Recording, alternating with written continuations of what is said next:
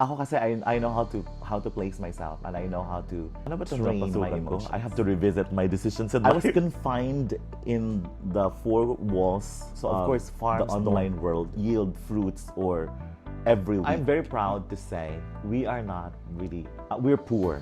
But to we're our like what I friends marasa ak.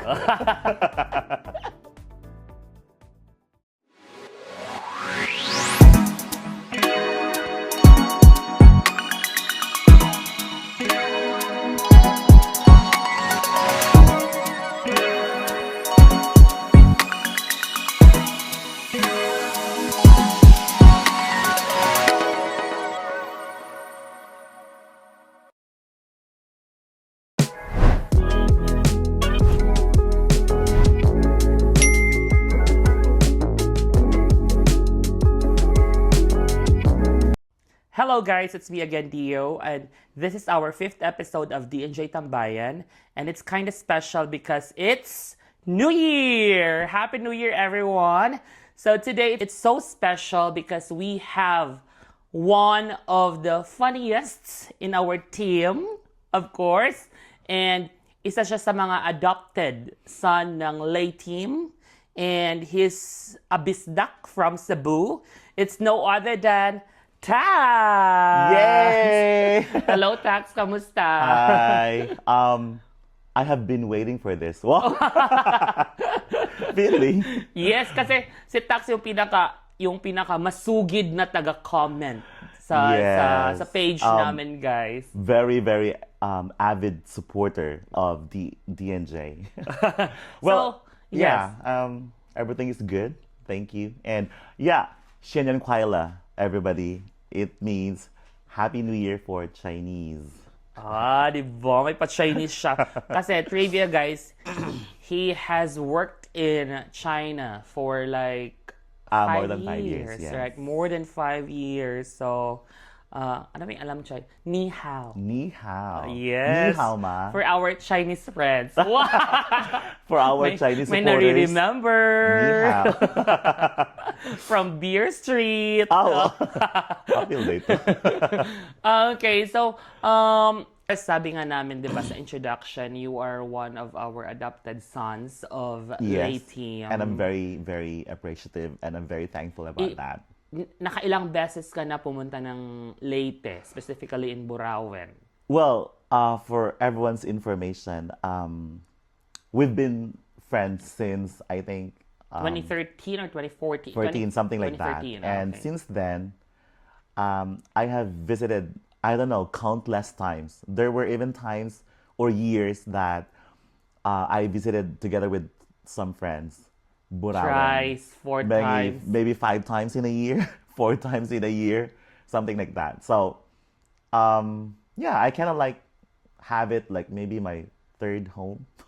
Okay, so guys, ngayon, ito-test natin si Tax kung gaano siya ka-adopted Wow. sa, May pa-test? sa waray-waray ba. So I know... Di ak maaram. Wow, di ak yun na guys, di ba? Guti la. Papasa na siya. Kasi I know that he has been surrounded with waray-waray people here in Vietnam for quite some time because you have been here since you returned to Vietnam. About 5 months. 5 months, guys. So, most of the days, or let's say, kung wala siyang trabaho, pumupunta siya dito sa bahay. And yung late team is, of course, lahat kami waray-waray. Right? And pag kami-kami lang, syempre, waray-waray yung pinag-uusapan namin. And si Tax, iti-test siya natin, guys, kung gaano niya alam, gaano niya, paano niya, masi ako pag Tagalog, hindi na ako marunong. Kung unsa bagyod iyang level of knowledge sa waray-waray. Maybe right? very beginner. Okay, so first word. Okay. Let's say guapa. What is guapa in waray-waray? Husay. Wow. Mahusay. Mahusay. What about Huy, ayun. lami? Um, Lami. Lami. Marasa. Marasa ka. Marasaak. Okay. What about buang? Kalurong-lurong nim. Kalurong-lurong niya. O, diba? Buang ka or something. Yes, so papasa na talaga si tax Oh my God. as part of the late team, 'di ba? So, in the late team is very much thankful for having you, of Yeah, course. for me, ako ang parang mas We- grabe ang Kung masaya, gratitude. we are kung lingaw na kami sa kuan ba kanang kung kami camera katong time nga wa pa ka kay you are the newest manggod na niabot Yes, dire sa Vietnam, 'di ba? Lingaw na kayo mi ato nga time, but karon mas ni samot Wow. og kalingaw, Guys, 'di ba? 'Di ba, Nagbag-o na Jeff? kog nagbago na kog career. Clown ako karon. Mas ni samot og kalingaw ang mga taga Leyte, Wow, wow. right? Yes, of course. And so, how's life being here in Vietnam for more than 5 months? Getting along, getting there. But I could say my first few months, I guess, it was topsy-turvy kind of ride.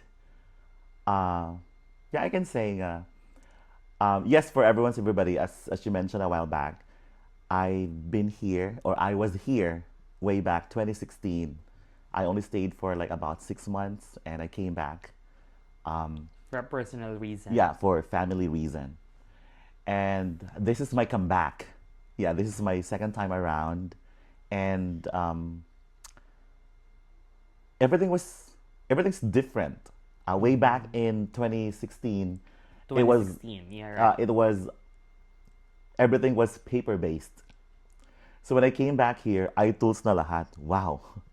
So I have to adapt to the new scheme.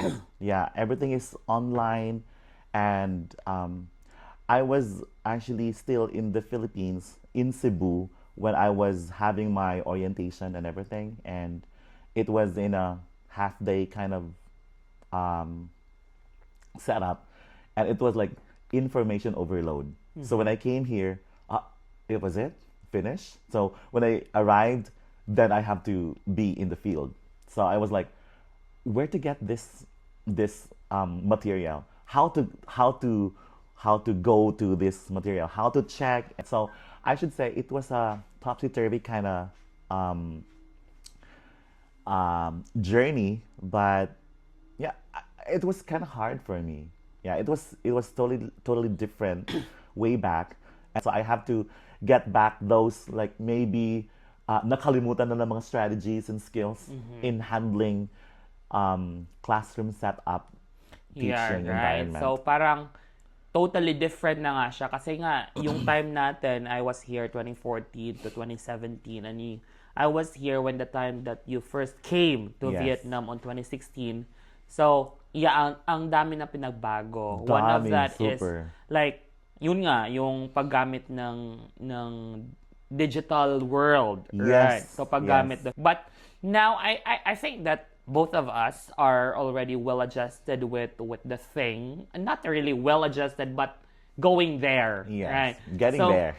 So kung tatanungin kayo a serious note, saan yung mas maganda? Yung paper-based or yung digital? I should say I'll go with what's the current the online iTools and something technology kind of thing, because it's easier as long as you are familiar with the tools, everything. You know where to get the materials from or something. So And it's more convenient. Of course, kasi Convenient. wala ka ng dala-dalang libro. Before, True. binibigyan nila tayo ng book eh. Ngayon Yes. is, we just have to look at it online, yeah, right? you can go at the coffee shop and check. Oh, And this even is the my lesson. attendance is being checked online, right? True. Before, meron tayong papel na pinicheck Yes. talaga natin yung Very attendance. convenient this time. So, ang ganda din ng what about the environment here from before? Because now, since you have mentioned about comparing before and now. So what about the environment, the place itself? Um, I was assigned in a remote area, like 3 to 4 hours away from Hanoi, and I should say it's totally different. Like the lifestyle and the pace of life there was very slow, and it was kind of like uh, like a throwback somehow of what Hanoi is, because yeah, it's a far-flung city and it is not really that a big city before. But now I've heard it's already big. But yeah,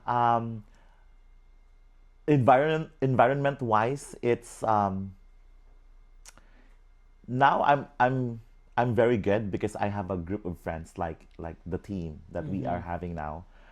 I am more kind of like relaxed because before we were only like we were living in the ocean or the Sa our branch. branches accommodation, and we I only lived with the foreign teachers there.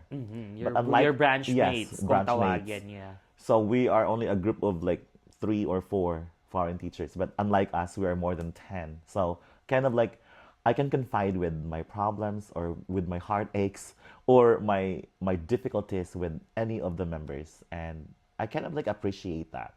Aha. Yes. So ngayon mas okay na. Mas okay, I should say, than before. Aha. But uh di ko nagtatanong kung na homesick ka kasi because you've got used to being away from home, right? So yeah, kung if you're going to answer, do If you I'm still going to feel answer that, homesick? yes, I Homesickness? I did, but ako kasi I know how to place myself, and I know how to train my emotions. Wow, I've been there. Yeah, I was away from home since high school. I was in a boarding school, so kind of like I'm I'm kind of used to living away from home. And then after university graduation, I had a chance to work in China for more than 5 years. Although I get a chance to go back home for like twice a month, twice a year, I should say. Sorry. But coming back here, it's not a new experience for me. It's like, okay, going there. But when I stayed here, yeah, I was living with our friends, yes. But they're in the head office, and we have different day offs, and what's that? Schedule, time. Schedule. The schedule is so different, and we don't even somehow see each other Because they work in the morning and we work at night. at night. So they go to work. I was still asleep. I arrive home. They're now sleeping because they have to go to work early the next day. So I was like, ano ba itong napasukan ko? I have to revisit my decisions in life. Something Yeah, like that. right? Kasi nag-open up nga si Tax before sa akin na like, I really want, parang, I really have to revisit my decision in life nga kasi parang gusto niyang umuwi. Yes. Gusto niya nang umuwi. Sabi niya sa akin, dumating ka dito is month of Our mid of August, yes. Right. And then sabi mo sa akin na until December ka na lang. And I was like, isa pa naman ako sa nag-convince sa kanya to come back to Vietnam. Kasi nga, I feel like mas magiging happy siya if nandito siya sa Vietnam. Which is, I think you are, right? Are you happy? Yeah, I am, yes. So, hindi until December. Kasi tapos ng December, Nag-January na, nag-New New Year na tayo. na, oo. So, Yes, yes. I can say I am kind of like adjusting to what's going on. Yes. Anyway, so how's home naman? Kamusta yung family mo? When you told them that you'll be coming back to Vietnam, ano yung naging reaction nila? Actually, it was my mom who actually is holding me not to like go out of the country, and I have been telling her like, what if I would go out of the country again to work abroad, and she would always say, maganda na naman ang trabaho mo. Like, you're earning. Okay naman you're, yung sahod. you're earning naman. And something, well, I'm proud to say that I was having a good job back in the Philippines. And okay naman siya. Yeah, um, it's supporting me and my family, yes, as a So breadwinner. ano yung nagpa-yes sa kanya? I told her like okay, Wala. ako kasi magala na tao eh. I like going out. Traveling, I vlogging. like traveling. And parang I was confined in the four walls of the online world for like around 5 to 6 years. So parang it's enough. Parang I was like I could feel that there's something that is missing. Like I am sociable. I like to You're socialize with right. people. You're I right. like to go around. I like to, but Travel. I am like in the four walls in the room. I have to do my online lessons or something like that. So I was like, this is not me. I could even feel like somehow my confidence is like lessened because yeah, I'm only here. I don't talk to people. I'm only in front of my computer Laptop. for like 6 years. So I said, okay, maybe it's about time to try something new. And then you are always pangulit. And then I told my mom, yeah, and she's always supporting whatever decisions I have. Although sometimes she's asking, Sure ka? yeah, Sure ka ba sa decision mo? wag na lang, bakit naman, parang ganun. I told my mom, it would even be more convenient because we can do video call every day if we want to, if we have time. Yeah, and yeah, so we can always invite Yes. our And in fact, in my family first here. few weeks, sabi nga ng mama ko, parang nga talagang nasa ano ka lang. Dito ka lang. Nasa talambad ka lang. Oo. Oh, di ba? So, yun na nga. So, alam mo na, the ano dito, yung gawain natin dito sa DNJ, we do have this beautiful cylinder. Baka hindi tayo maka-answer We sa... have 10 papers here, but you'll just be picking up 5, of course. Okay. Isa-isa natin silang i-discuss. So, pick your first First word for the night. for the new year. For the new year. So, Yes, this would be okay. our first word for 2026. And it would be... Wala bang drum roll dyan? Wow. For the new year, what are your plans? O, di ba? Ang bongga. Grabe. Ang ganda ng pasok ng taon Ng eh. 2026. Plans. Plans. Okay, yeah. Well, I always have plans. Yeah. And it should be. Yeah. Everyone should always have plans and even backup plans. Yeah, not just one plan. It has to be plans. So that when one plan won't work, you have a backup plan. Yes. So for me, not yet very specific, but I always have this in my mind that because I am the breadwinner of my family, so I always wanted to, kung hindi man the best life I could give, I could offer to them. Sana makapag-business in the future. Yeah, that would be my parang pinaka ano ba? Pinaka-goal. Yes, because growing up, we actually didn't have a very luxurious or very very comfortable life. Although ano naman siya, like 5 kami magkakapatid, nakapag-aral lahat. Ganyan. Nakatapos lahat. Yes. Not really nakatapos, pero kasi namatay yung youngest namin. Yeah. Hi, gang. So, kumbaga, parang naitaguyod kami ng parents. Pero not in a very parang extravagant way. So, parang Pero hindi naman yung ginapang. hindi naman yung Ginapang. wala na Pero kaming- hindi naman Oo. din yung very comfortable. Yes, because actually, well, I should say, yung sa father side ko, they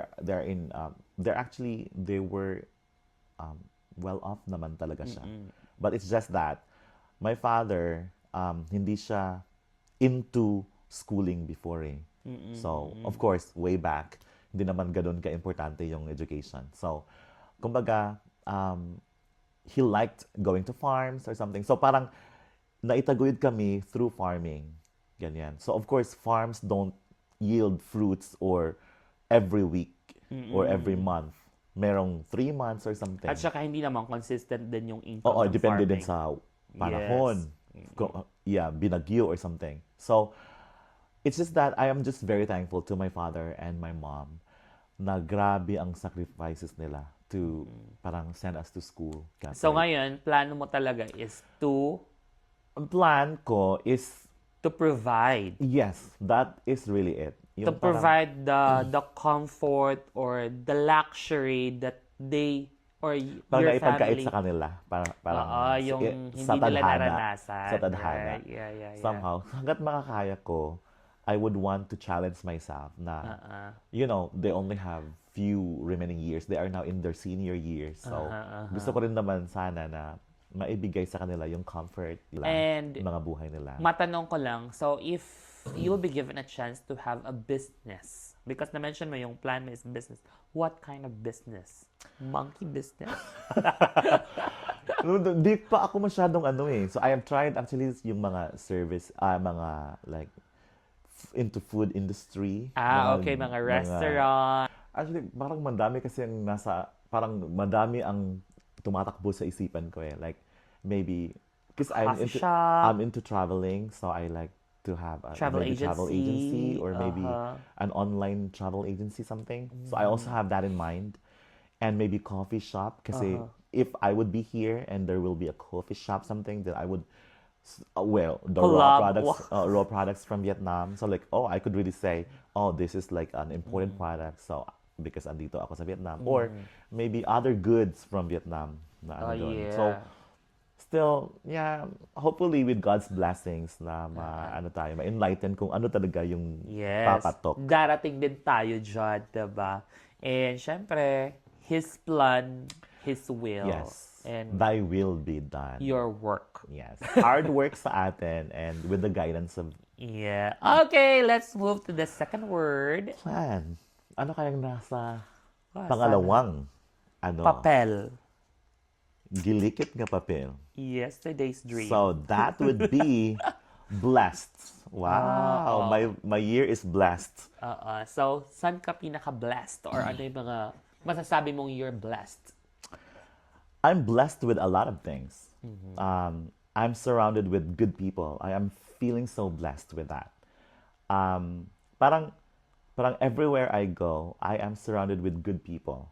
And I'm really thankful. I cannot really thank God enough for that because I know He is planning everything and like He's making straight my path. Parang ganun. I always pray. Yeah, but I'm so blessed with, firstly, my family too. I'm so happy with who my family is. Hindi man kami sa kayamanan, pero parang puno kami ng Kasiyahan. kasiyahan at pagmamahalan. Wow. Wow! Kalaom. I mean, I'm very proud to say we are not really, we're poor, but we're happy.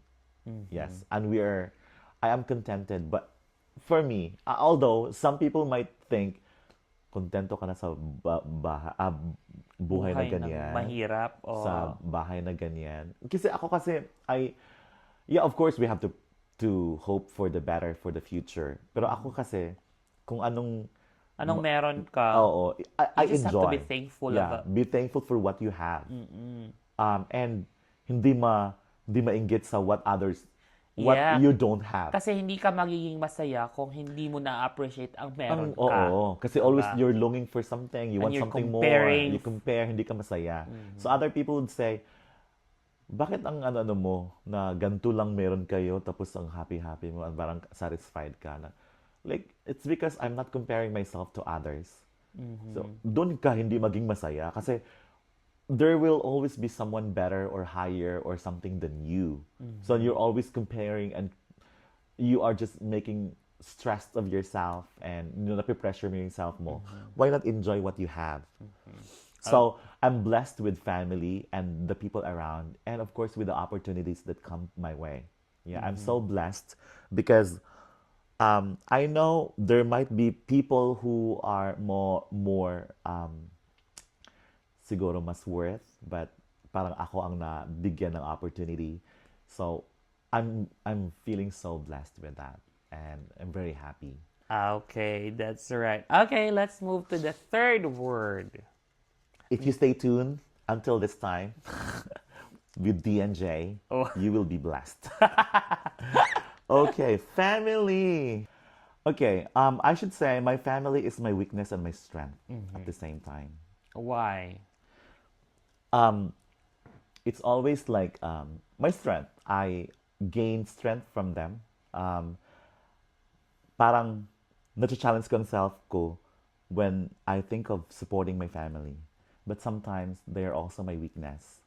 Whenever I see not good things happening, okay, Cebu has been struck with a lot of disasters last year. Hopefully, yeah. Parang hindi ko kayang maano ba. I am experiencing a good life here and seeing my family back home with the calamities and disasters. Parang it weakens me. Parang yeah, they're my strength, but there's also a part of me that is like pulling me Excuse me. because they're also my weakness. So, but if everything goes well, they are like my source of strength. And Yeah. happiness. Yes, and happiness. I couldn't be thankful enough. I wouldn't be here. I wouldn't be what I am, who I am. I couldn't have what I have without my family. So. And we are so blessed that we have that kind of family. True. Alright. So next na tayo. Pang-apat na to, so discourage na natin yan. For the fourth. Okay, Ooh, friends. After the friends. family, you have your Your friends, friends. yes. Okay. I always take my friends to be next to my family. Yes. A lot of people are saying, bakit ganito? For me, I would always tell my friends, I always have family first. Yes. I always explain that to my friends. Yes. Kasi, I don't know, but for me, ako family talaga. Whenever friends invite, but there is an event in family. Kaya sabi ng mga cousins ko, Gao, I always treasure your time management. You have a good time with family and at the same time without para na-sacrifice yung time with friends, valued time with friends. So ako, yeah. And also my friends, actually, I treat them as my family as well, somehow. So I am happy and so thankful with my group of friends. Minsan, you have good friends, although you don't communicate from time to time, but still, Pero pag nagkita kayo, at wow, saka grabe. parang ganun pa I rin. always have that. And I always treasure the time that we're together. And you shout out your friends. Shout out to my friends, my high school friends, university friends, my Sisters of Mary friends, my university friends, my master's friends, my English fella friends, my Palace friends, and cousins and relatives. Hi, shout out to you guys and Happy New Year to all of you. Yes. Yes. Right. Siguro dahil sa buti mong tao at Wow. yes, of course, at saka sa yung bang maganda ka maging friend. Kaya marami ka ring friend. Ganun ba? Yes. Kasi syempre, nagre-reflect yun. Kapag hindi masyadong maganda yung attitude mo, edi wala ka masyadong friend. Pero kung very friendly ka naman at masaya yung mga kaibigan mo na nandyan ka, then definitely you'll be having a lot of friends. Kaya Ganun I yun siya always eh. ask them, like, bakit si Ganyan. Tags ini-invite? Bakit ako hindi? Parang gano'n, ha? Kasi syempre, masarap. Marasa ka. Marasa up. To our, like, what I friends. Marasa ak. Okay, so we are down to the last word. Meron pa ba? Diba? Pang ano pa to? Panglima na to. Panglima na? Yes. Yes, Sana walang okay. ano Sana dyan, ito ha? na talaga yung pinakahihintay Ano bang mo. meron dyan? Pinakahihintay mo. We will be blessed this 2026 Success. Yun yung, parang yung pinaka-bang sa lahat. Woo! Oo, Success. success. When I see the word success, it would mean not about winning. I don't take success as like I achieved something. For me, even if I fail, I would still count that as success, especially if I tried my best. I don't just count success as you were the number one, the champion, or the best performer or whatever. In terms of our ikaw naging best teacher or something. For me, no. As long as I was able, yeah, a lot of people or some people would say I am a perfectionist kind of person, but I don't think that. It's just that I have I always make sure that I'm giving more than what others are expecting. In a way na parang nagbigay ako, I'm setting a bar for myself. People they just want this much, but I give more. Parang ganun ba? So, for me, if I was able to achieve that, and other people might not say, it wasn't good enough. But for me, it was my bar. I reached my bar. So it is already a success. Success for me. Okay, so parang other people might not see that as success. Parang hindi naman yun But pero sa akin, nagawa ko yung best ko. It was already a success. So actually, iba-iba naman talaga tayo ng definition of success, True. diba? Because if someone would ask me, how do I define success? I would say that contentment. True. So if you feel contented with what you have and what you're experiencing, then definitely, ikaw lang mismo ang makakapag-define or makakapag-tell na you are You're successful. successful. Parang tulad natin, diba? We feel blessed, we feel thankful, we feel successful, and hindi man tayo yung pinakamayaman na tao sa buong mundo, hindi man tayo ang pinakasikat, hindi man tayo ang mahusay. Pinakamahusay. But we are happy and we Yes, are contented. And finally, we have come to the end of our Natapos na ba? moments with our tambayan. So, and we are thankful, the DNJ, me and Jet are very much thankful to have you Thank you so as much. our guest for Natuloy din. pagpasok ng taon, di ba? Pambungad sa yes, 2026. Pambungad sa 2026. Sana maganda ang result. Actually, he was hesitant, guys, to accept kasi hindi pa nga natatapos lahat ng yung mga original from Leyte. Leyte. But sabi ko, hindi mo, you are original because though you are not from Leyte, but you have the heart of Aliteño. And Ooh. that is one thing. Hindi mo naman sinasabi na you are not Cebuano because now you are in Leyte, but still you have two homes and you are always welcome to Leyte, right? Thank you so much. Yeah, so now it's about time for us to shout out our families and friends back home and wherever they are. Yes, Go ahead, Tax, that's your camera. Hi, shout out to my family, sa akong mama, papa, and to my siblings.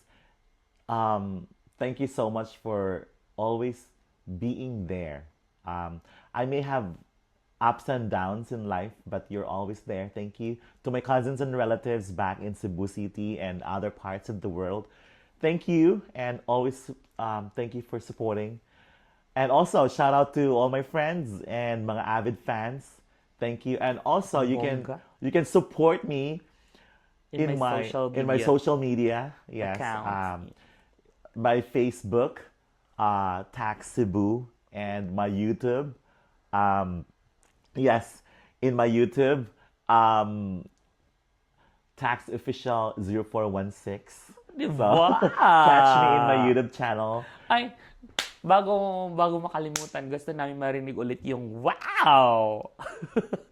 Ito kasi, pumunta kasi kami ng Ningbing. Ningbing. Yes. Tapos, meron talaga tayong member ng team na grabe siya mag-wow. So, I was just copying that. Pero yung wow niya is medyo demure. Pero yung tone is parang ganun. Pero ikaw kasi mas pa-loud, diba? So when we went to Ningbing, doon sa place where we stayed in Ningbing, it's another city, an hour away from Hanoi.